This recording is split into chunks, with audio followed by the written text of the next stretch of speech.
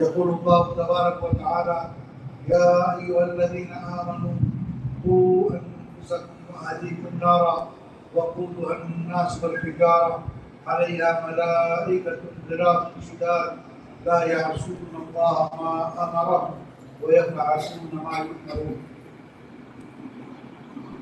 جملہ قسم کی تعریف و توصیف بڑائی و بزرگی اللہ رب العالمین کے لیے ہے، جو ہمارا اور آپ کا ساری کائنات کا خالق و مالک ہے۔ بے شمار درود و سلام نازل ہوں ہمارے اور آپ کے آخری نبی جناب محمد رسول اللہ صلی اللہ علیہ وسلم پر۔ اللہم صلی علی محمد وعلی آل محمد کما صلیت علی ابراہیم وعلی آل ابراہیم انک حمید مجید۔ اللہم بارک علی محمد وعلی آل محمد کما بارکت علی ابراہیم وعلی آل ابراہیم انک حمید مجید۔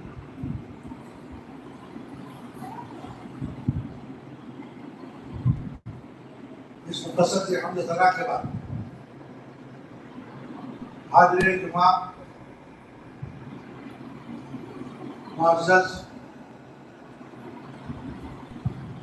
حاضرین مرد و خواتین، چونکہ موسم چھٹیوں کا چل رہا ہے، بچے بچیاں گھروں میں ہیں اور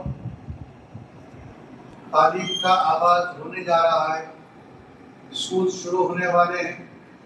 اسی مناسبت سے کچھ باتیں علم سے متعلق آپ کے سامنے رکھنا چاہوں گا۔ آپ سب اچھی طریقے سے جانتے ہیں کہ علم یہ ترقی کی کلید ہے۔ علم ایسا انسان کا جوہر امتیاز ہے جس نے تمام انسانوں کو ساری کائنات پر فضیلت اور فوقیت دے رکھی ہے۔ اللہ تبارک و تعالیٰ نے آدم علیہ السلام کو جو پیدا فرمایا اور فرشتوں کو آدم کے آگے سجدہ کرنے کا حکم دیا،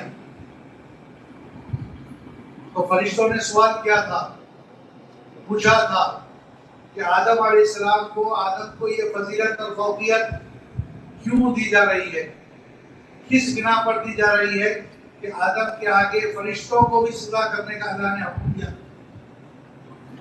اللہ تعالیٰ نے آدم علیہ السلام کی فضیلت اور ان کی برتری کو بتانے کے لیے آدم علیہ السلام کی علمی صلاحیت کو اللہ نے فرشتوں کے سامنے پیش فرمایا۔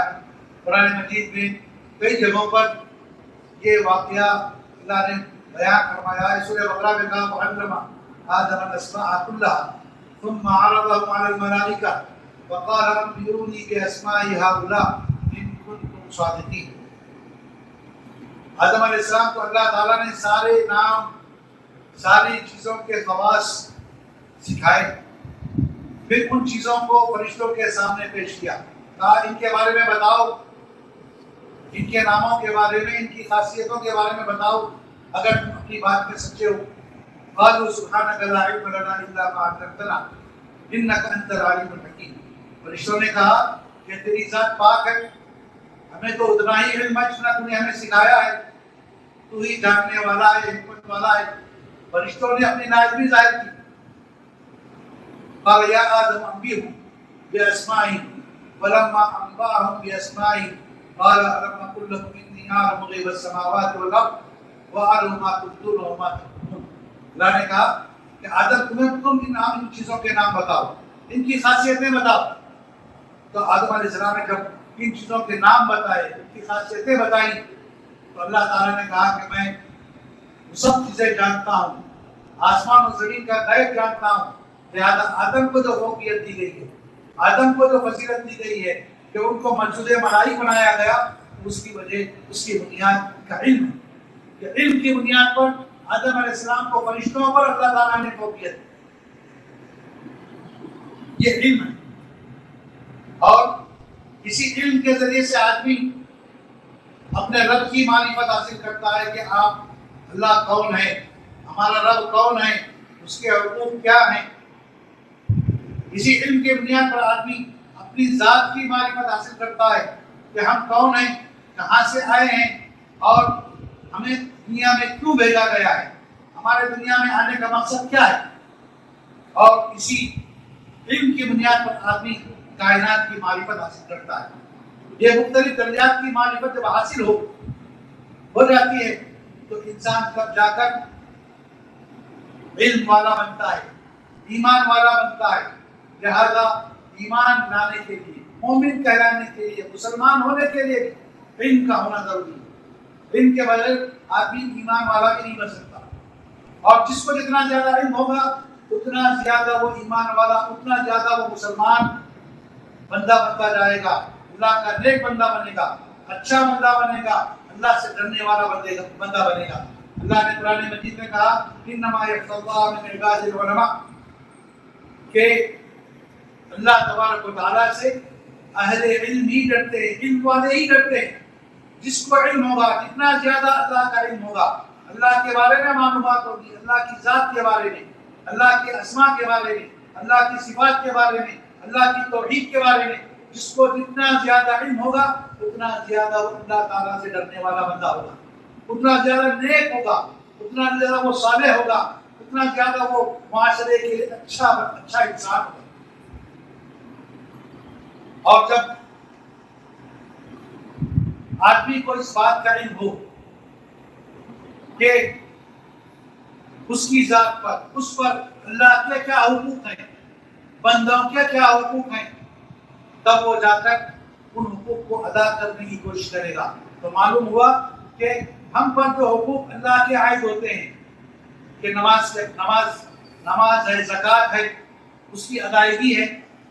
بندوں کے جو حقوق ہیں، والدین کے حقوق ہیں، رشتہ داروں کے حقوق ہیں، جب ان حقوق کا ہمیں علم ہوگا، پتہ ہوگا، تب جا کر ہم ان کو ادا کر پائیں گے۔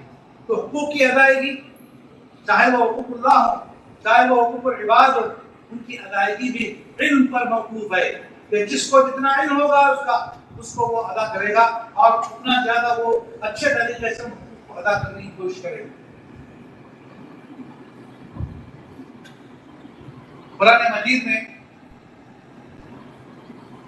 قرآن مجید کی سب سے پہلے جو آیتیں نازل کی ہیں،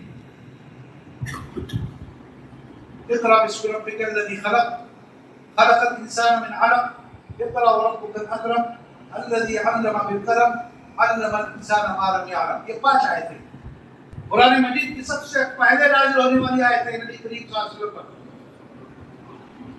ان آیتوں میں بھی اللہ تبارک و تعالیٰ نے پڑھنے کا حکم دیا ہے، علم حاصل کرنے کا حکم دیا ہے۔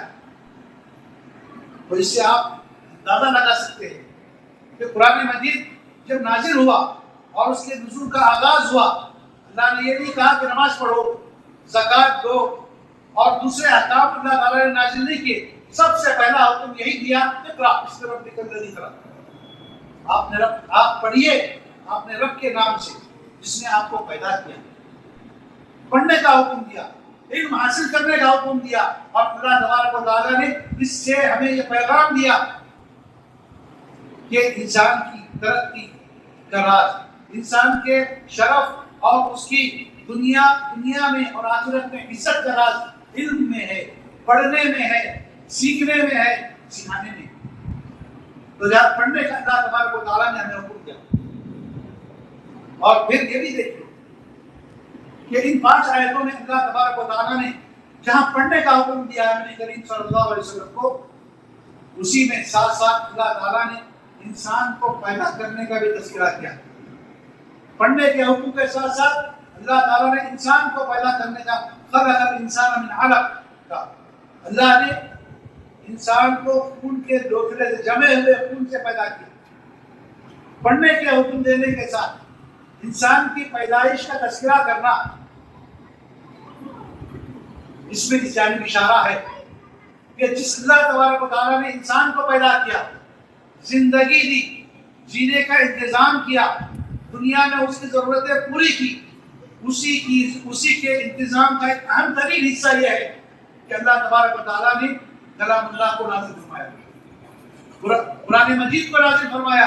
جس طریقے سے اللہ تعالیٰ نے انسان کو پیدا کر اس کی زندگی کی ضروریات فراہم کی، تو اسی طریقے سے قرآن کریم کو نازل کر کے شریعت کے علم کو نازل کر کے، وحی کے علم کو نازل کر کے اللہ تعالیٰ نے انسان کی روح کو زندگی عطا فرمائی۔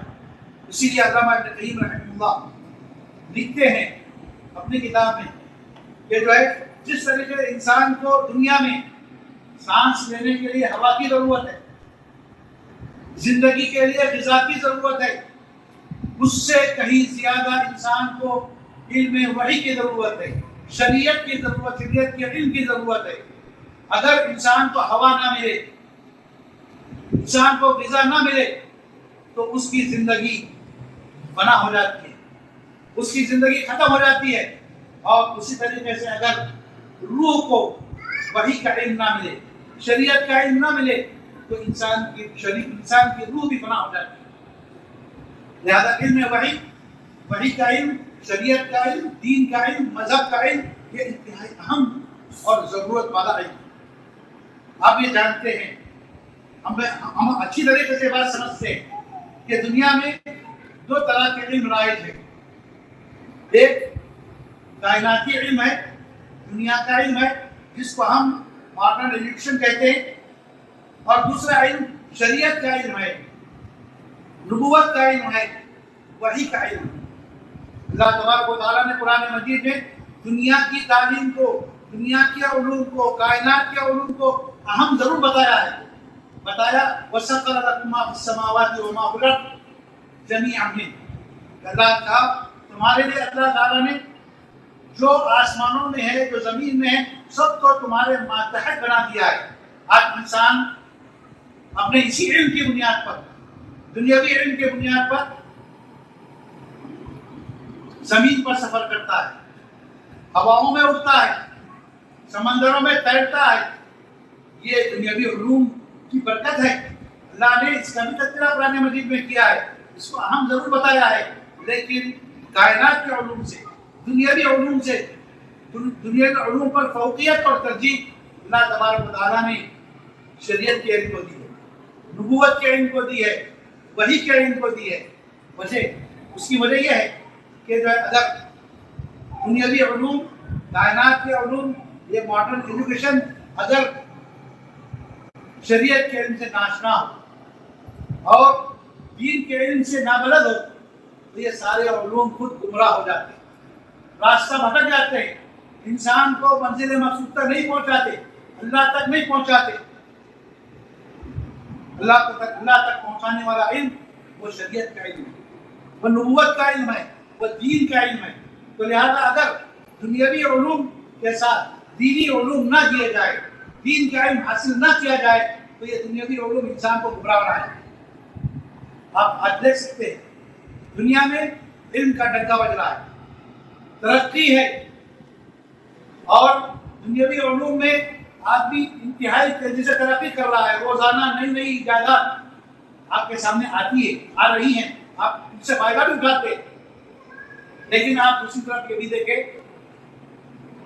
کہ ہم اخبارات میں روزانہ پڑھتے ہیں کہ بڑے بڑے دھوکہ دھڑی کے معاملات، غبن کے معاملات، مالی لین دین میں آپ اخبارات میں پڑھتے ہیں، سنتے ہیں، دیکھتے ہیں۔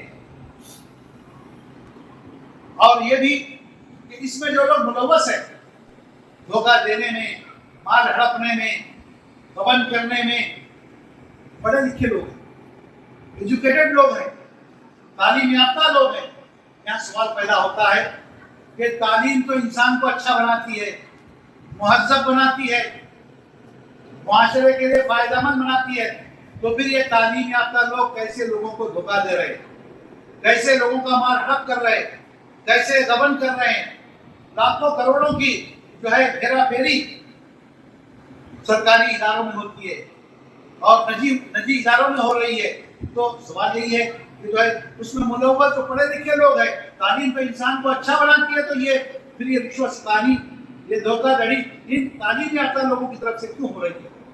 اس کا جواب یہی ہے کہ اگر دنیاوی تعلیم کے ساتھ ساتھ اس کائنات کے علوم کے ساتھ ساتھ اگر دین کا علم نہ ہو، مذہب کا علم نہ ہو، تو یہ دنیاوی علوم خود گمراہ ہو جاتے ہیں، بے راہ ہو جاتے ہیں، اور انسان ان کو پڑھ کر لکھ کر بجائے اس کے کہ وہ انسان بنے، بجائے اس کے کہ وہ ترقی کرے، بجائے اس کے کہ جو ہے وہ مہذب سلیقہ مند بنے، معاشرے کے لیے فائدہ مند بنے، نقصان دہ ہو جاتا ہے، گمراہ ہو جاتا ہے۔ اسی لیے شریعت کا علم حاصل کرنے والوں کو، دین پڑھنے والوں کو، دینی علم حاصل کرنے والوں کو اللہ تبارک و تعالیٰ نے، نبی کریم صلی اللہ علیہ وسلم نے سب سے بہترین قرار دیا ہے۔ کہا خیرکم من تعلم القرآن وعلمہ، تم میں سب سے بہترین آدمی وہ ہے جو قرآن مجید پڑھتا ہے اور پڑھاتا ہے، سیکھتا ہے اور سکھاتا ہے۔ قرآن مجید کو سیکھنا اور سکھانا، اس سکھانے والے کو، پڑھنے والے کو نبی کریم صلی اللہ علیہ وسلم نے سب سے بہتر قرار دیا۔ سب سے بڑے مالدار آدمی کو نہیں کہا، سب سے زیادہ ترقی یافتہ آدمی کو نہیں کہا، سب سے بڑے سب سے زیادہ دولت والے آدمی کو آپ نے سب سے بہترین قرار نہیں دیا، بلکہ بہترین آدمی نبی کی نظر میں، نبی کریم صلی اللہ علیہ وسلم کے فرمان کے مطابق وہ ہے جو قرآن مجید پڑھتا ہے اور سیکھتا ہے اور سکھاتا ہے۔ اور طلب العلم فریضہ علی کل مسلم، حدیث بڑی مشہور حدیث ہے، بار بار آپ سنتے ہیں اور اس کا معنی بھی آپ جانتے ہیں، لیکن یہاں میں اس جانب اشارہ کرنا چاہوں گا کہ اس حدیث کا جو مطلب عمومی طور پر بیان کیا جاتا ہے کہ علم کا حاصل کرنا ہر مسلمان مرد اور عورت پر ضروری ہے، فرض ہے، یہ جو مطلب بیان کیا جاتا ہے یہ درست نہیں ہے۔ اس لیے کہ اگر آپ نے انجینئرنگ پڑھ لی تو سوال یہ پیدا ہوتا ہے کہ آپ نے ڈاکٹری نہیں پڑھی، آپ ڈاکٹر بن گئے تو سوال پیدا ہوتا ہے آپ نے دوسرے علوم حاصل نہیں کیے۔ آخر وہ کون سا علم ہے جس کا حاصل کرنا ہر مسلمان مرد اور عورت پر فرض ضروری ہے؟ وہ کون سا علم ہے؟ اگر آپ اس کو حاصل کر لیں گے تو یہ فریضہ ادا ہو جائے گا کہ آپ نے اس فریضے کو ادا کر دیا۔ علم کے حاصل کرنے کا جو فریضہ آپ کو بتایا گیا ہے، آپ پر واجب کیا گیا ہے، وہ آپ نے ادا کر دیا۔ یہ کیسے ادا ہوگا؟ علماء نے، محدثین نے اس حدیث کی تشریح کی ہے، اس کا مطلب بتایا ہے۔ مطلب بتایا ہے کہ جو ہے وہ علم جو ہر انسان کی ذات سے متعلق ہے، اس کے فرائض اور واجبات سے متعلق ہے، مربوط ہے، اس علم کا حاصل کرنا ہر مسلمان پر ضروری ہے۔ مثال کے طور پر توحید کے ذریعے سے، لا الہ الا اللہ، کلمہ توحید کے ذریعے سے آدمی اسلام میں داخل ہوتا ہے، مسلمان ہوتا ہے۔ اس کے بغیر نہ کوئی عمل قبول ہوتا ہے اور نہ آخرت میں کامیابی ملتی ہے۔ اگر آدمی نے اس کلمے کا اقرار نہیں کیا تو اس کا کوئی عمل قبول نہیں، اللہ کے نزدیک۔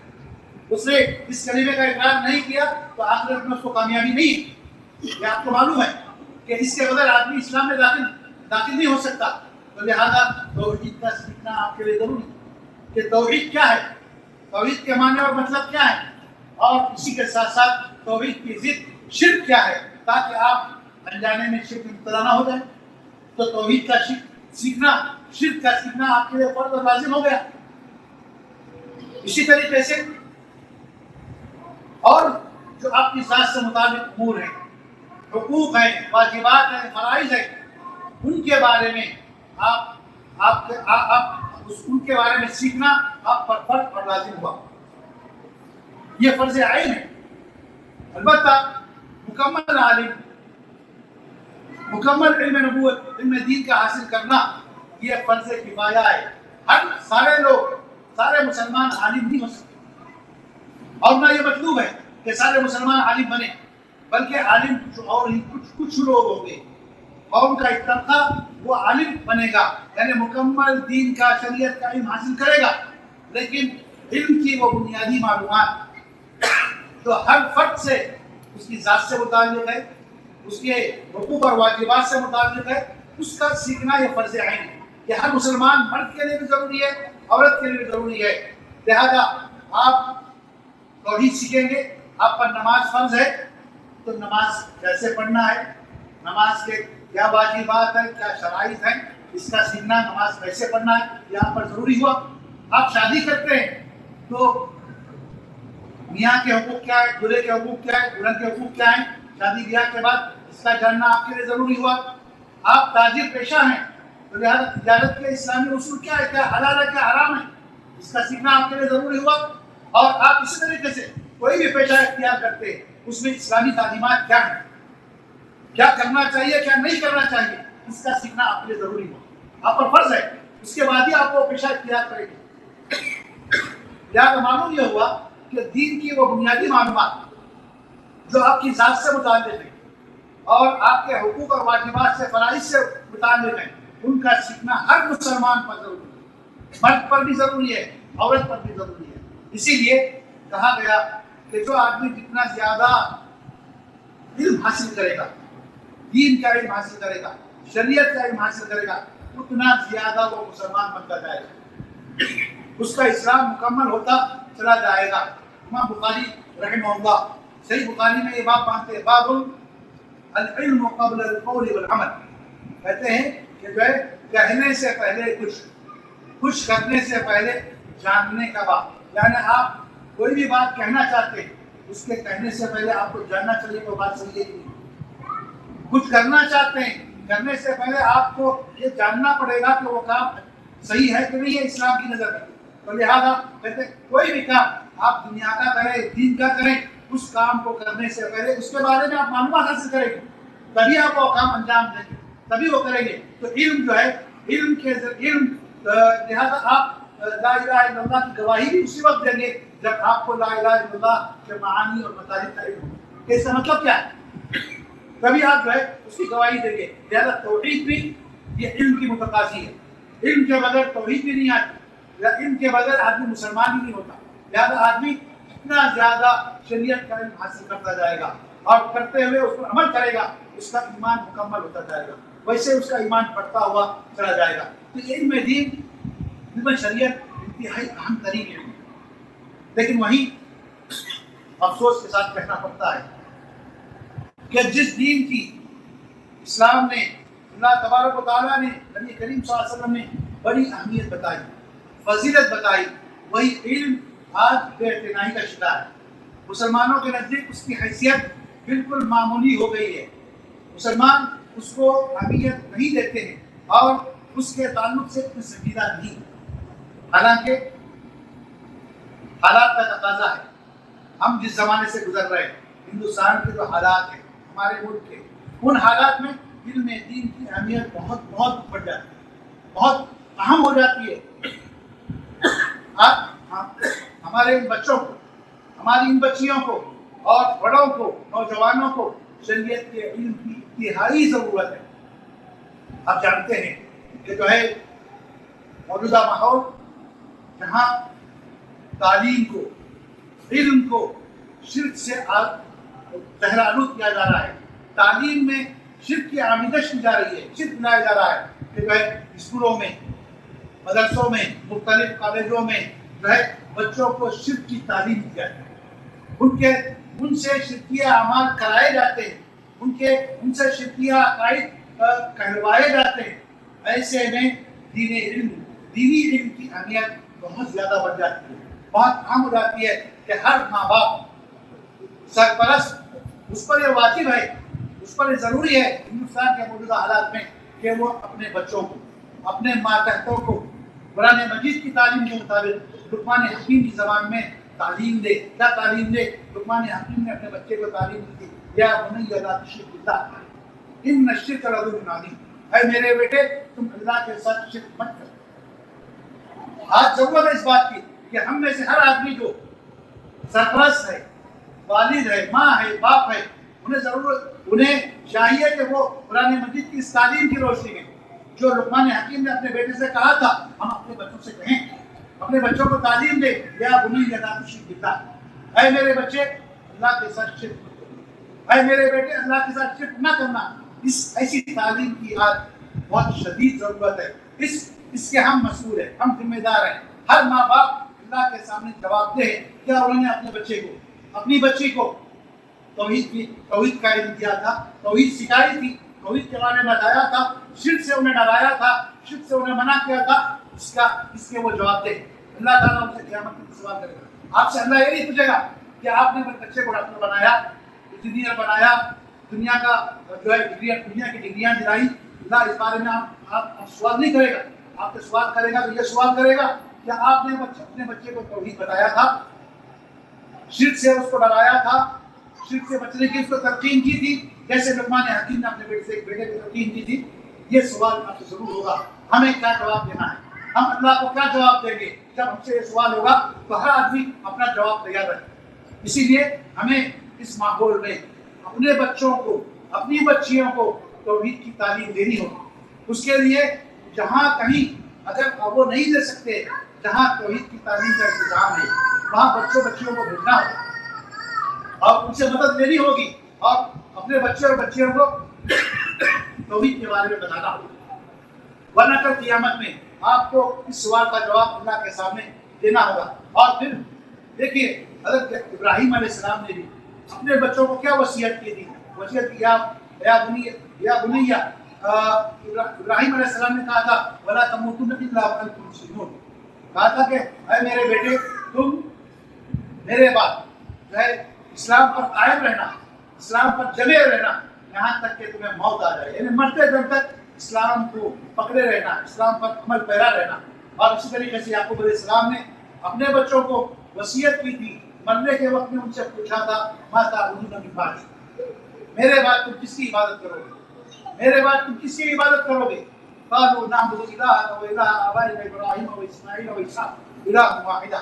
انہوں نے جواب دیا تھا کہ ہم آپ کے مرنے کے بعد آپ کے رب کی عبادت کریں گے، آپ کے رب کی عبادت کریں گے، آپ کے آبا و اجداد کے رب کی عبادت کریں گے، اللہ کی عبادت. یعنی ابراہیم کے رب کی، اسماعیل کے رب کی، اسحاق کے رب کی عبادت کریں گے جو کہ اکیلا معبود ہے، اس اکیلے اللہ کی عبادت کریں گے. ابراہیم علیہ السلام نے بھی اپنے بچوں کو توحید کا درس دیا. یعقوب علیہ السلام مرنے کے وقت میں اس سوال کے ذریعے توحید کی تلقین کی. ایسی تلقین، ایسی تعلیم آج ہماری ضرورت ہے، ہمارے معاشرے میں کوئی ضرورت ہے. اس کی اطلاع اپنے گھر سے ہونی چاہیے. آپ اپنے گھر میں اپنے بچوں کو سکھائیے. اگر آپ سکھا نہیں سکے، آپ کے پاس اتنی طاقت نہیں ہے، اتنی صلاحیت نہیں ہے، تو جہاں مسجدیں ہیں، مساجد میں توحید کے دروس ہوتے ہیں، دین کی تعلیم کا انتظام ہے، آپ اپنے بچوں کو دیں تاکہ بچے دین سیکھیں اور دین پر عمل پیرا ہوں. اور ان کی زندگی میں جب وہ جائیں گے تو وہ اسلام اور اسلام کیا ہے جو معلوم ہونا چاہیے، رب کون ہے معلوم ہونا چاہیے، محمد صلی اللہ علیہ وسلم کون ہے، رسول کون ہے انہیں بھی ہونا چاہیے، اسلام کیا ہے اس کے بارے میں معلومات ہونی چاہیے. اگر ہم ایسا کر دیا کرتے تو یقیناً ہم نے اللہ تعالیٰ کے فرمان پر عمل کر لیا. جہاں اللہ نے کہا ہے کہ الذین آمنوا قوا انفسکم واہلیکم نارا، اے ایمان والو تم اپنے آپ کو اور اپنے گھر والوں کو جہنم کی آگ سے بچاؤ. جہنم کی آگ سے بچانے کا حکم ہے کہ اپنے آپ کو بچاؤ، اپنے گھر والوں کو جہنم کی آگ سے بچاؤ. اس کا راستہ دینی تعلیم، کہ اپنے بچوں کو دینی تعلیم دو، اپنے بچوں کو شریعت کا علم دو تاکہ وہ جہنم کی آگ سے بچ سکے اور آپ بھی جہنم کی آگ سے بچ سکے. اللہ تعالیٰ کا دعا ہے اللہ تعالیٰ کہنے سے زیادہ ہمیں عمل کرنے اور سمجھنے کی توفیق عطا فرمائے. بارک اللہ لنا ولکم بارک علیکم ونفعني بآياته وذكره إنه تعالى جواد كريم مجد بدر القلوب.